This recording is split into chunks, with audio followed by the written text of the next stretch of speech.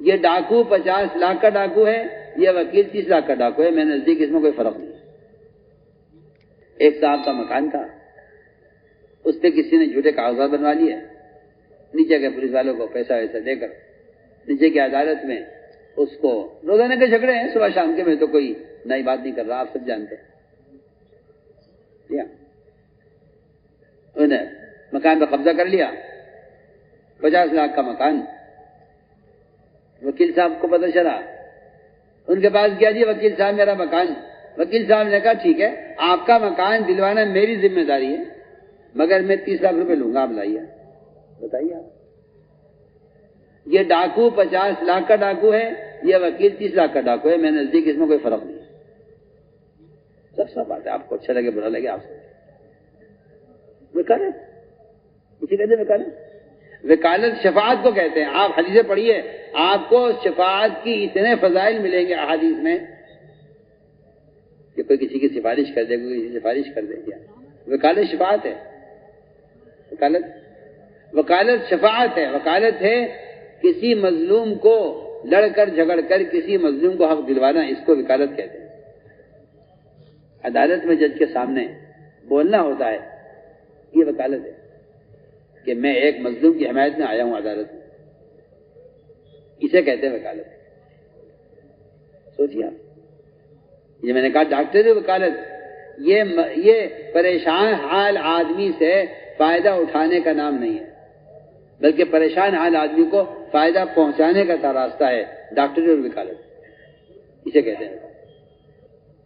تو میں نے عرض کیا کہ اس واقعے سے معلوم ہوتا ہے کسی کی مجبوری سے ناجائز فائدہ نہیں اٹھانا چاہیے، ہمیں چاہیے کہ ہم اس کی مدد کریں۔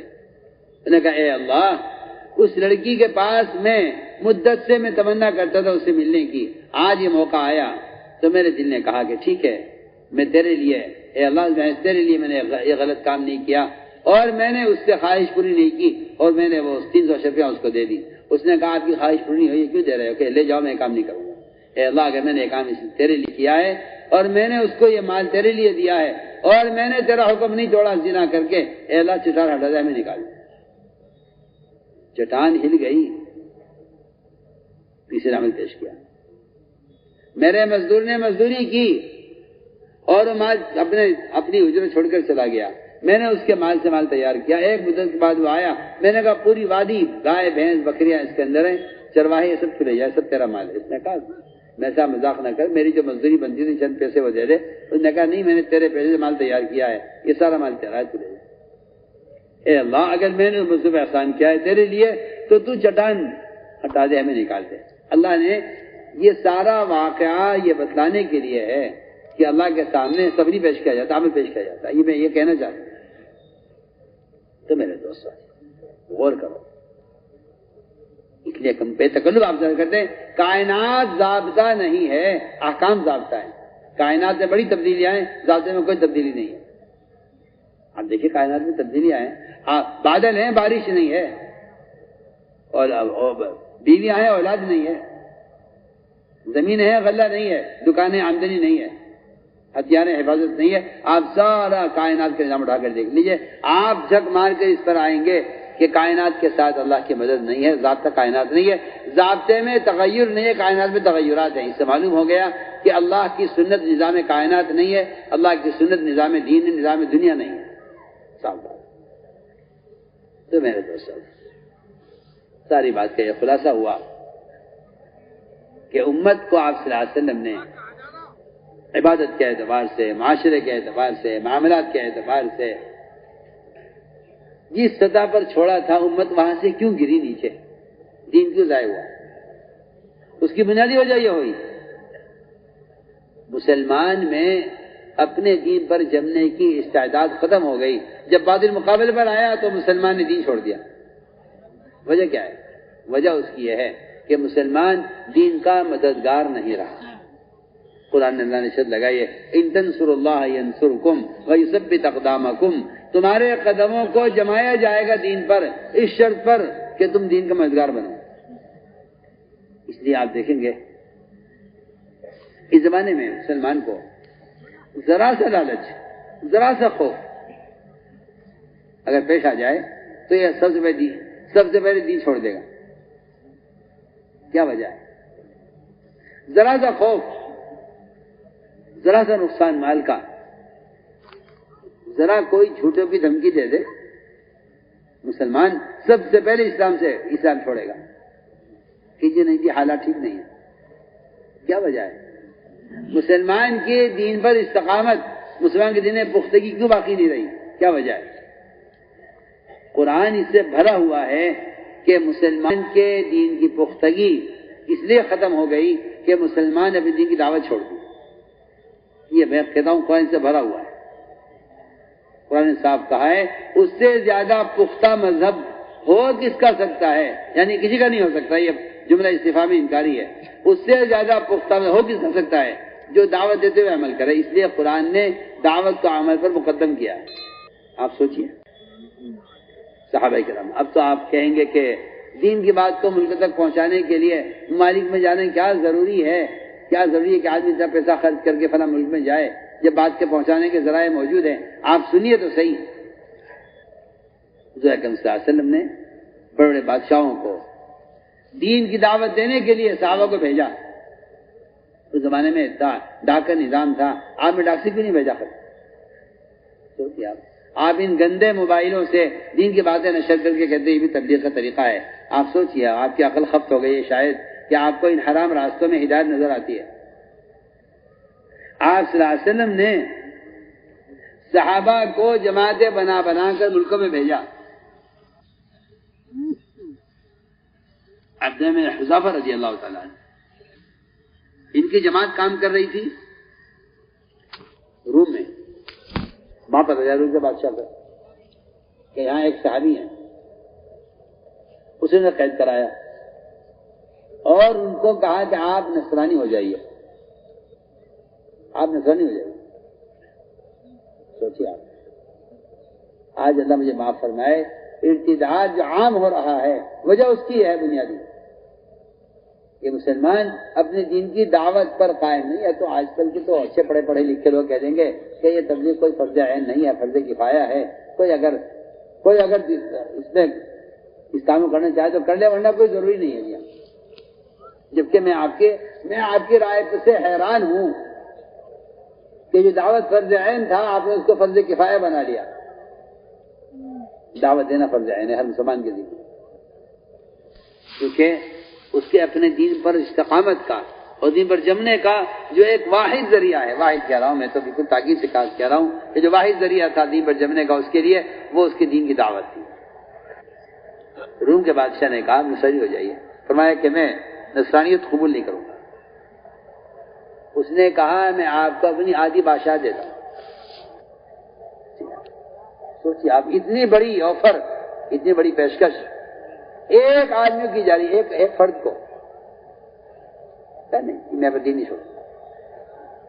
پہلا تو مزاج یہ ہے کفر کا کہ وہ لالچ دیتا ہے مسلمان کو۔ اگر مسلمان لالچ سے باز نہیں آتا اور بات نہیں سنتا تو پھر خوف لاتا ہے۔ بادشاہ نے کہا اگر آپ نہیں مانتے تو میں آپ کو قتل کروں گا۔ قتل؟ سبحان اللہ سبحان اللہ، یہ تو ہماری چاہت کی چیز ہے۔ آپ بادشاہ دے رہے تھے، بادشاہ دینی چاہیے۔ اگر آپ ہمیں قتل کرتے ہیں اس راستے میں تو یہ تو ہماری تمنا ہے، ہم تو اس کی تلاشیں پھرتے ہیں کہ کوئی اللہ کے راستے میں جان چلی جائے، اس سے بہتر کیا چیز ہوگی؟ ہم تیار ہیں قتل کے لیے، چلیے بتائیے کیا کرنا ہے۔ سوچیے آپ، بادشاہ کہہ رہا ہے یا تو آپ مان جائیے اس پر ورنہ کیا آپ قتل کیجیے، چلیے۔ ان کو ڈرانے کے لیے اور ان کو اسلام سے ہٹانے کے لیے بادشاہ نے پانی گرم کرایا دیگ میں۔ جب پانی گرم ہو گیا، کھول گیا خوب، ایک مسلمان قیدی کو جلایا ان کے سامنے، ڈالا دیگ کے اندر، وہ جل گئے، وہ ختم ہو گئے۔ یہ دیکھ رہے تھے، پھر کہا کہ ان کو بھی ڈال دیا جائے دیگ میں، ان کو بھی ڈال دیا جائے۔ ان کو ڈالے جانے کا تو یہ روئے۔ بادشاہ سمجھا کہ شاید رائے بدل گئی ہے۔ بادشاہ نے کہا اب بھی مان جاؤ۔ فرمایا میرا رونا اس پر نہیں تھا کہ میری جان جا رہی ہے، میرا رونا اس پر تھا کہ میرے جسم کے بالوں کی قدر جانیں ہوتی میں اللہ کے لیے ساری جانیں قربان کرتا۔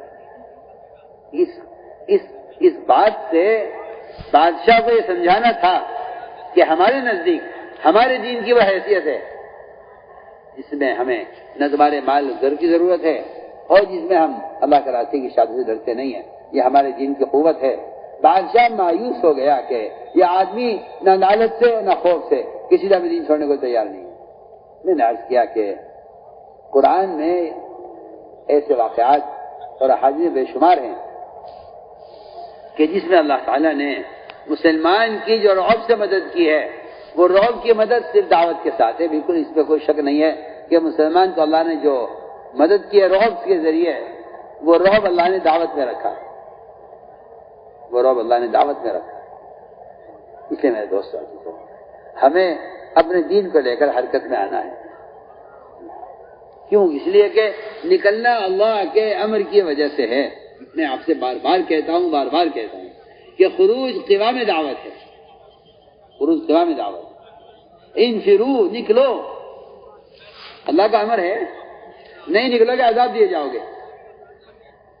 نہیں نکلو گے عذاب دیے جاؤ گے. ہندوستان کی تقسیم سے چند مہینے پہلے حضرت نے ایک اجتماع تھا یو پی میں. میں نکلو، کوئی تیار نہ ہوا. وہ زمانے کی بات ہے. حضرت نے فرمایا کہ یا تو تھوڑے سے پیسے لے کر، عجیب بات ہے کی میں نقل کر رہا ہوں، فرمایا تھوڑے سے پیسے لے کر ملک کے اندر نکل جاؤ ورنہ سب کچھ چھوڑ کر ملک سے باہر نکلنا پڑے گا ہمیشہ کے لیے. یہ حضرت کے الفاظ یہ حضرت نے فرمایا. ایک صاحب جو اس وقت بیان میں موجود آگے بیٹھے ہوئے تھے انہوں نے جو خود سنایا کہ میں آگے بیٹھا ہوا حضرت کو کس حال میں حضرت نے بات فرمائی کہ یا تو اس وقت تھوڑے سے پیسے لے کر ملک کے اندر نکل جاؤ ورنہ سارا جائیداد، ساری زمین، سارا مکان چھوڑ کر تمہیں ملک سے ننگا ہو کے نکلنا پڑے گا. ہوا وہی ہوا. غدر ہوا، تقسیم ہوئی.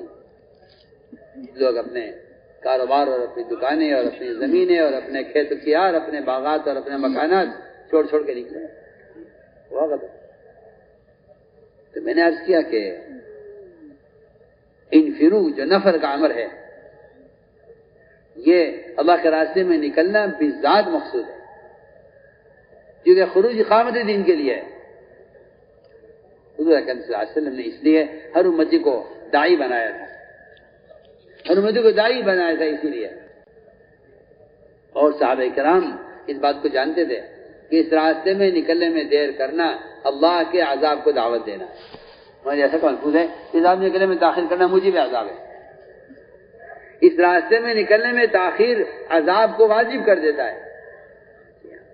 اس لیے میرے دوستو عزیزو نکلنا اس لیے ضروری ہے کہ آدمی اپنی جگہ چھوڑے.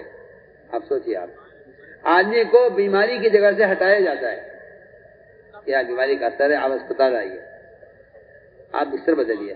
آپ غور کیجئے نا، ایک آدمی نے 99 قتل کیا، صحیح حدیث ہے.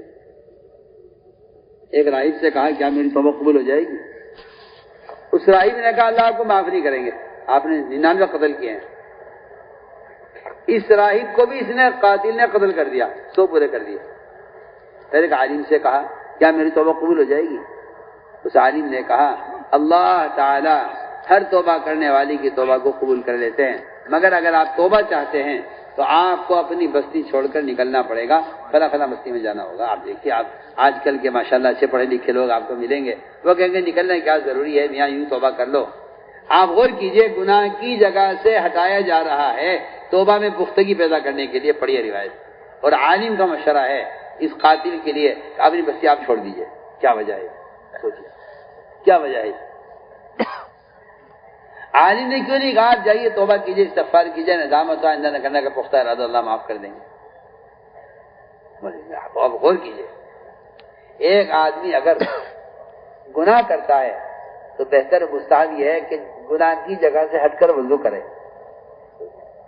ایک آدمی اگر جو غسل کرتا ہے یا پانی جمع ہو رہا ہے غسل کا، اسے چاہیے کہ یہاں سے ہٹ کر پانی پاک کرے.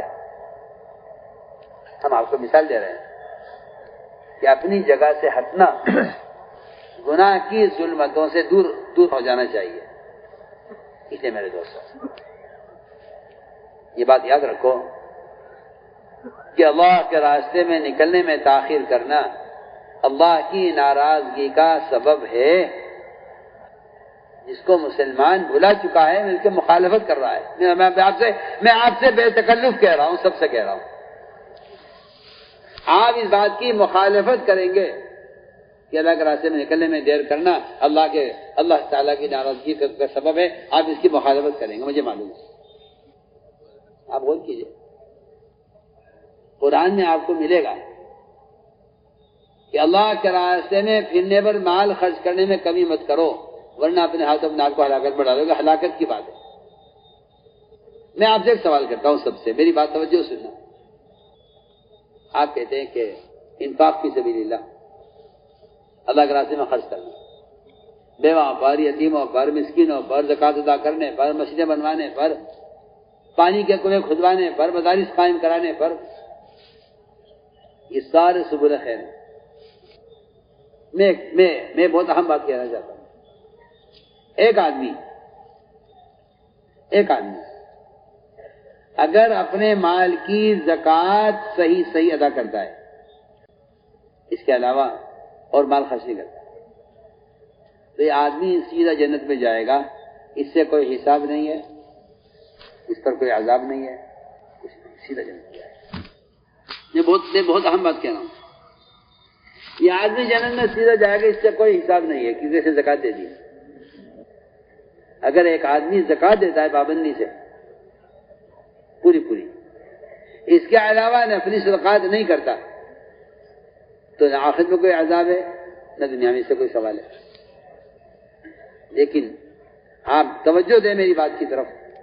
اگر کوئی شخص اللہ کے راستے میں دین کو قائم کرنے کے لیے نکلنے پر مال خرچ نہیں کرتا اور نہیں نکلتا, تو قرآن کے اندر دھمکی ہے کہ تم اللہ کے راستے میں نکلنے پہ خرچ کرو ورنہ اپنے ہاتھوں اپنے آپ کو ہلاکت میں ڈالو گے. آپ بتائیے, نفلی صدقات نہ کرنے پر کہیں ہلاکت کی دھمکی نہیں ہے سوائے اللہ کے راستے میں نکلنے میں دیر کرنے کے. آپ بتائیے, آپ سوچیے, اس آیت پہ غور کیجیے. وَأَنفِقُوا فِي سَبِيلِ اللَّهِ وَلَا تُلْقُوا بِأَيْدِيكُمْ إِلَى التَّهْلُكَةِ. اس آیت پر غور کیجیے. ان صحابہ نے یہ نہیں کہا تھا کہ ہم زکوٰۃ نہیں دیں گے, ہم حج نہیں کریں گے, ہم بیوہ پر, یتیموں پر, مسکینوں پر جتنے خیر کے کام ہیں ہم سے مال خرچ نہیں کریں گے. کہیں ثابت نہیں ہے. ان صحابہ نے یہ کہا تھا کہ اسلام پھیل چکا ہے, مسلمان زیادہ ہو گئے ہیں, لڑائیاں ختم ہو چکی ہیں, کفر کی کمر ٹوٹ چکی ہے, ہتھیار رکھے جا چکے ہیں, اب کوئی قتال ہونے والا بھی نہیں ہے. ادھر کیا ہوا؟ ادھر ہم ابھی تک پھرتے رہے, ہمارے کاروبار ختم ہو گئے, ہمارے کمائی کے اسباب تک ختم ہو گئے, ہماری زمینیں سوکھ گئی ہیں.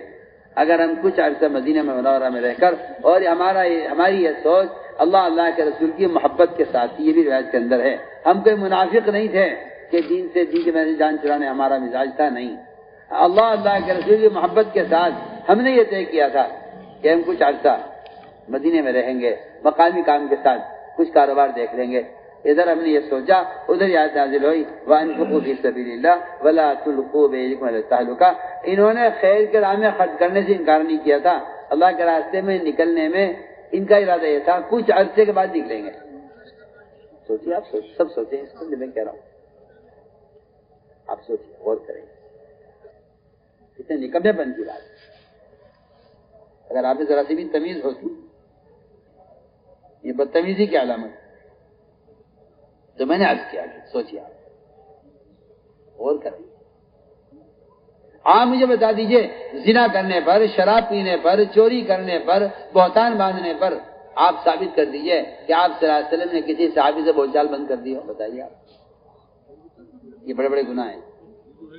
اگر آپ کو ملے گا قرآن میں تو 50 دن کی ناراضگی ان کی ملے گی جنہوں نے اللہ کے راستے میں نکلنے میں صرف تاخیر کر دی کہ اب چلیں گے, کل جائیں گے, پرسوں جائیں گے, کل جائیں گے, پرسوں جائیں گے. اسی میں آپ صلی اللہ علیہ وسلم واپس آ گئے, تبوک کا موقع ہے. آپ بتائیے, آپ 50 رات آپ نے ان کا بائیکاٹ کیا ہے. 50 رات سمجھتے تھے یہ واقعہ پیش اس لیے آیا ہے, قیامت تک آنے والی مجھ کو بتلانا تھا کہ اللہ کے راستے میں نکلنے میں تاخیر کرنا اللہ کی ناراضگی کا سبب ہے. تو میرے دوستوں یہ بات تو طبیعت پر لے لو، یہ بات تو دل پر لے لو کہ دعوت کا فریضہ بدن کو استعمال کیے بغیر ادا نہیں ہوتا، پکی بات ہے۔ آپ کا خیال غلط ہے، آپ کا خیال غلط ہے کہ ذرائع سے بھی دعوت کا فریضہ ادا ہو سکتا ہے، آپ کا خیال بالکل غلط ہے۔ من رأى منکم منکر فلیغیرہ بیدہ، حدیث میں شروع میں پڑھی تھی حدیث، اس حدیث کا مطلب ہی یہی ہے کہ دعوت کا فریضہ قلم سے، اخبار سے، رسائل سے، موبائل سے دعوت کا فریضہ ادا نہیں ہوگا، اس کے لیے آپ کو اپنے بدن کو یہ حرکت میں لانا پڑے گا۔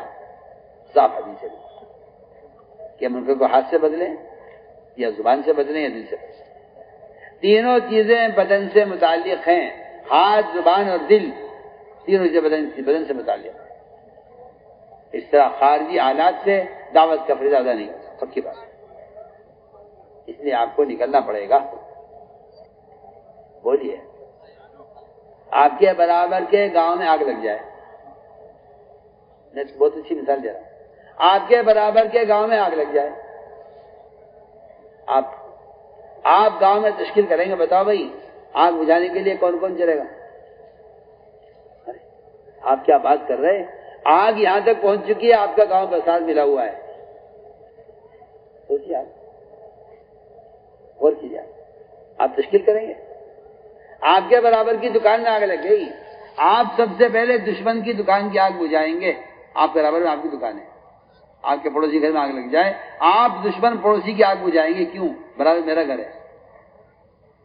آپ کو بینزینی کی جو آگ لگ رہی ہے، اس میں آپ کو اپنے پڑوسی کی فکر کی نہیں ہے۔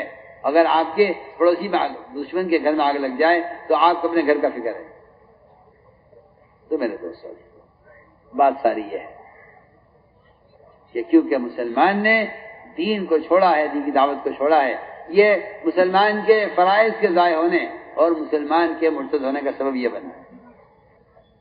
اس لیے ہمارے مال کا، ہمارے وقت کا سب سے پہلا مصرف، سب سے پہلی ذمہ داری وہ اس دعوت اللہ کے فریضے پر جان، مال، وقت کا قربان کرنا، یہ سب سے پہلا مصرف اس امت کے جان و مال کا ہے۔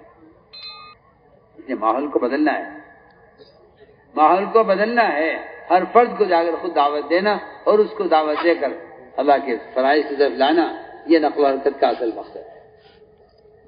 اس لیے پورا مجمع یہ عزم کرے دل سے اور یہ فیصلہ کرے کہ ہمیں اس کام کو کام بنا کر کرنا ہے، کام کو کام بنا کر کرنا ہے، اس کا پورا مجمع عزم اور فیصلہ کرے۔ اس کے لیے اپنے آپ کو پیش کریں۔ سب سے پہلے علماء حضرات قدم اٹھائیں اور 4 ماہ 3 مرتبہ لگائے ہوئے حضرات وہ ہمت کر کے کھڑے ہو کر کھلے خرچ کے ساتھ، میں نے 1 لاکھ 1.5 لاکھ اب کوئی چیز نہیں رہی ہے، جی ہاں وہ تقاضے 4 لاکھ 3 لاکھ جماعتوں کے تقاضے ہیں، ہمت کر کے کھلے خرچ کے ساتھ بیرون کے لیے افراد بھی پیش کریں، اپنے آپ کو جماعتیں بھی پیش کریں۔ بیان آپ کو پسند آیا ہو تو بیان کو لائک، شیئر اور چینل کو سبسکرائب کرنا مت بھولیے۔ کمنٹس میں اپنی رائے کا اظہار ضرور کیجیے۔